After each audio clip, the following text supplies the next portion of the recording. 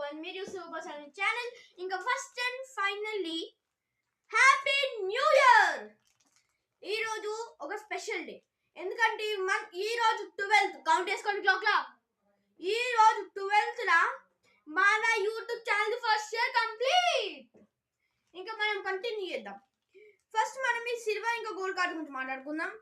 మీకు తెలిసే కదా ర్యాంక్ కోసం మీకు కార్డ్స్ ఉండాలని.